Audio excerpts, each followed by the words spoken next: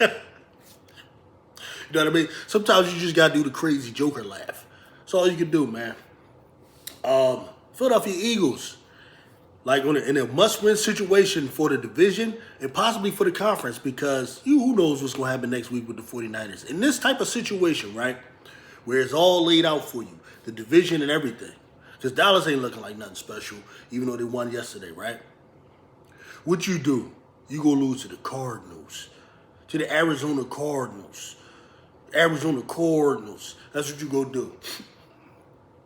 The team is done. You can stick a fork in them in terms of like doing anything special. It's done. This version of it. I mean, at the end of the day, right now, they allowed some stupid mistakes that they made early in the season to kind of come and take shape and grow and destroy the team. The team is done. You can stick a fork in them in terms of doing anything special. Now, if they're smart, the move they're going to have to make right now is they got to get rid of Nick Sirianni. And part of it is it's a shame. In a way, I feel sorry for him, but in a way, I don't, because a man got to stand on business. What am I talking about? The moves that Nick Sirianni is doing is so irrational, right? So irrational. The coaching staff, and I'm talking in particular about the strategy that they have to put in away games. When they have a lead, they have a particular strategy that they employ. Now, I have my suspicions about where that strategy comes from, and I'll talk about that, but I'm still not going to absolve Nick Sirianni, because at the end of the day, you're the commander-in-chief, and you're the guy that's going to actually get the boot or the guy that's going to get the praise. It's the way it works, unfortunately. Listen, I've been watching football, man. Like, I'm a little older than I probably look, right? I remember Dick Vermeil, right? I go back that far. Like, he's the first man I actually saw cry on TV, all of that. My mom told me about him. I was confused, right? That this man was crying. Anyway, so that means I remember him. I remember that. Obviously, I remember Buddy Ryan. I remember freaking Cold Tight. I remember Ray Ruse, all of them, right? Andy Reid, all of them, okay? I'm saying, in all my years of watching football, I've never seen anything like what I just watched. I'm dead serious. I've seen blowouts. I've seen stupid moves. I've seen bad clock management. I've seen it all. Stupid interceptions. I remember the interception Randall threw to Darren Woodson. I've seen a lot of stupid stuff, okay? I've never seen anything as stupid and despicable as that. Ever. Ever.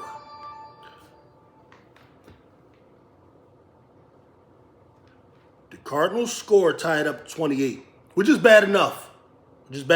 Can't stop the run, okay? Gannon does an onside kick, which fails.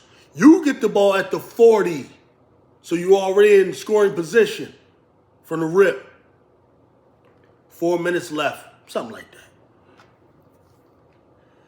You decide to settle for a field goal, to play for 3. Even though you got Jalen Hurts, all-pro quarterback. Devontae Smith, A.J. Brown, Heisman Trophy winner. A.J. Brown, all-pro. Julio Jones, Hall of Famer. Dallas Goedert, one of the so-called best offensive lines in the league. And you ain't got enough confidence, enough balls to even try to score, to play for 7 in that situation when you know your defense ain't shit. This is the situation Nick Sirianni is faced with. What did he decide to do? Play for 3. No, bro, you got to go. Wrong move. That's a wrong move. You ain't playing against the 2000 Ravens. You playing against a team you already scored 4 touchdowns on. Jalen Hurts is hot. He got 3 touchdowns. 2 of them to an old man named Julio Jones. This is the scenario. Right? This is the scenario. And you scared. Bruh, how you gonna win a Super Bowl with a guy like that, man? Like, Howie and Jeffrey got to see that. You can't win with a guy like that. He don't have what it takes. Because if he don't do it tonight, eventually that's how we're going to lose. You're going to lose because you're going to be in another situation like this with everything on the line, and this guy is going to get scared. You know that why? He been doing it since the Super Bowl. Honestly, a green light should have been turned on, or a red light should have went off after the Super Bowl. You up 10 at halftime. Your defense can't stop anything. And then you get in the Chiefs, you get in their position, and you kick a field goal, then you lose the game. And then you don't learn from that experience. They say that intelligent people learn from their own mistakes. But truly wise people learn from the mistakes of others. You got a guy that don't learn either way. He's stubborn about the wrong thing. Now that's assuming that it's on him. Now let's entertain another theory. This is a theory that's put out there by Angelo Cataldi. You know, he's a local guy, some people listen to it. And I actually do subscribe to it somewhat. I think it's a possibility, put it that way. The other possibility is that the Philadelphia Eagles employed this strategy because of the analytics department. In other words, the analytics department has somewhere written down on a sheet of paper or saved to some drive somewhere in a Google thing or something that tells them that when you are in a situation with 4 minutes left in the fourth quarter, that you're at the 40, that what you should do is play for 3 points as opposed to playing for 7. This could be something that the analytics department had presented to the president of football, Howie Roseman, something that he could have also presented to the owner, and it could be something that they bought into and that they push on their coaches. Because I heard that prior to the game every week, the analytics department do come in with their information, and they expect the coaches to employ this into the scheme.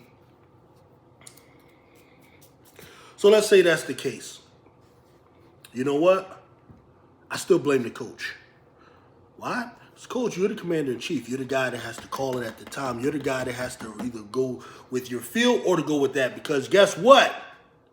If you go along with the analytics department and the team loses, you think the owner going to save your job because you were obedient to the analytics department? Or you think he going to fire you because you lost? Guess what? In this particular industry, oh yeah, favor and disfavor happens quick. They can go 180 on you real fast, buddy.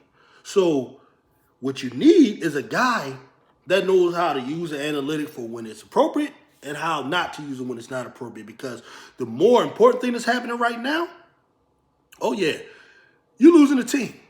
Yeah.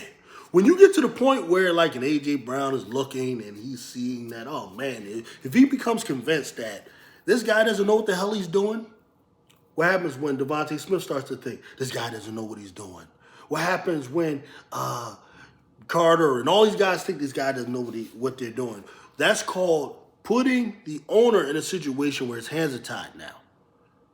See, the coach, you got to know how to balance that, how to keep ownership happy, which is really what wins at the end of the day, and how to keep your team. You see, if you come off as just this whipping boy for the guys upstairs, meaning management, just like in any corporate America, if you're just a whipping boy for the guys upstairs, guess what? You lose respect of your team. That's what happens.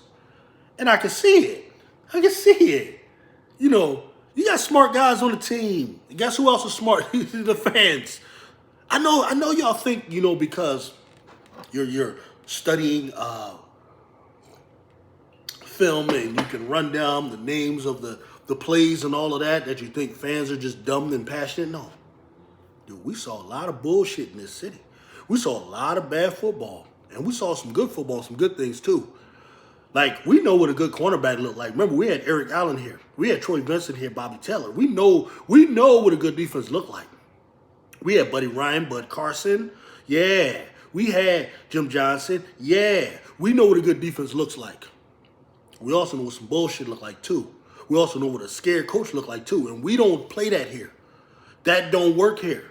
That scared football, where you scared to go for 7, especially when you got all these damn weapons. No, we don't do that. We don't do that one. Now, if it's an issue of trusting Jalen Hurts, you think Jalen Hurts is going to make a mistake, then guess what? You shouldn't have signed him. You got to sign a guy that you know you could trust in that situation. I don't know what he's done to lead you to believe you can't trust him. But if that's where we at, then we're a little too late. We're a little too late for that, don't you think? Right now, this team is horrible. It's a horrible team. It's a team that's going to go to playoffs because they did enough to do that. You're going to lose either game 1 or game 2. It's going to happen. Who you going to lose to, I don't know. probably on the road. I can't see this team beating no real team on the road unless it's some close thing, especially with that strategy. Like, you keep thinking like you can get up and then play like a bitch, like in the fourth quarter. You think that's gonna work? Like, you ain't learned from that Dallas game when you almost lost. You ain't learned from that damn Washington game where they tied it up and you had to go into overtime unnecessarily. You ain't learned from the damn Super Bowl. What's wrong with you? Like, what's wrong with them, right? That's, dude, what they call this, what my man Jerry Glanfield called this, not for long league. And not for long.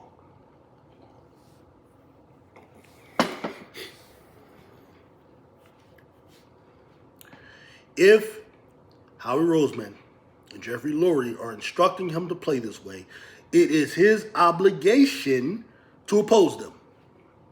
To oppose them, yeah. I don't agree with anybody that says, oh, follow them to keep your job. No, because, if you lose, they're going to fire you anyway. They're going to fire you anyway. That's what they're going to do. No, what you do is, when they have their meetings, you need to come in and be the damn expert, right? I don't care how much film Jeffrey Lurie watches. I don't care how many games he watches. I don't care how many coaches he talked to. I don't care how many seminars he attends that are held by Bill Belichick or somebody like that. He is not a football expert. I don't care how many damn thick-ass books Howie Roseman read. I don't care. He is not the expert. In the room is supposed to be Jeffrey Lurie. I don't care how many degrees Jeffrey Lurie's son got.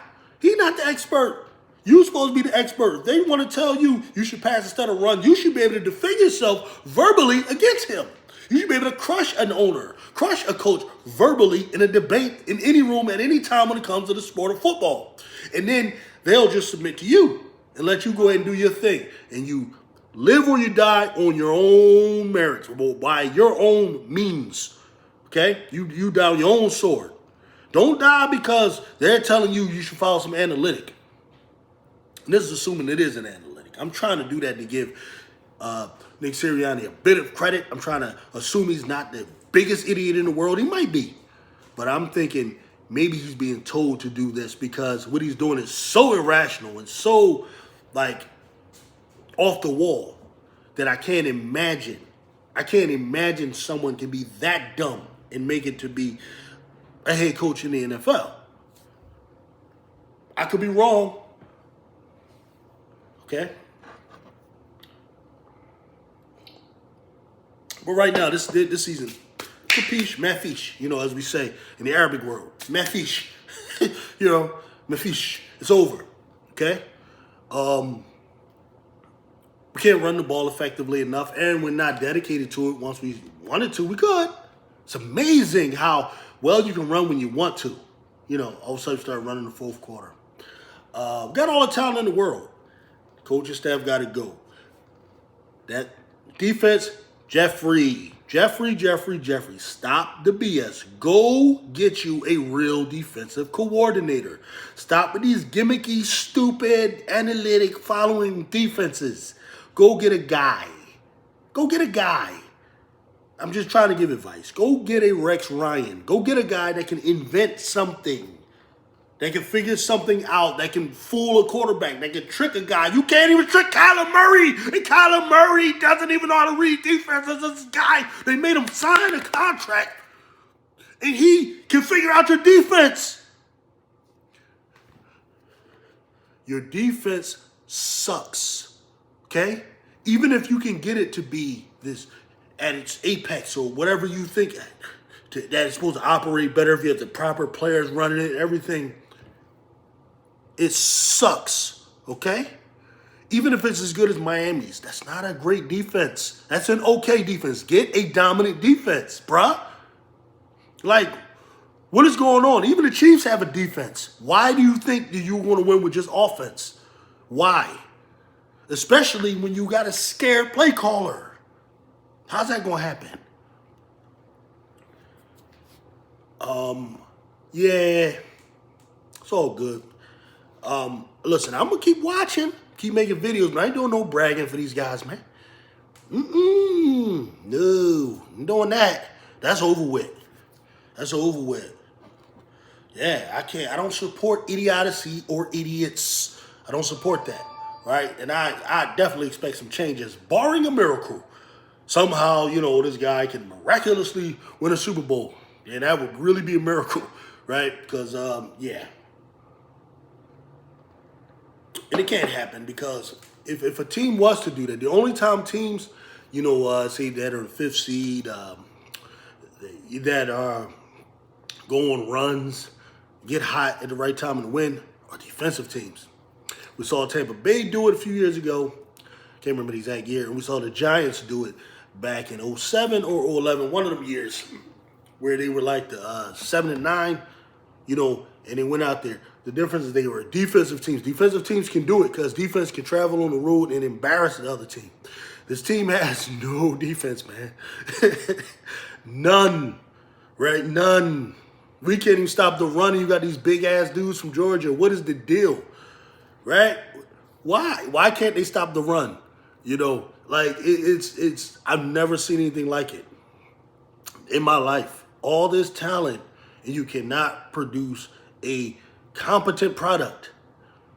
You got beat by Jonathan Gannon. Because you scared. Wow. Because you scared. Wow.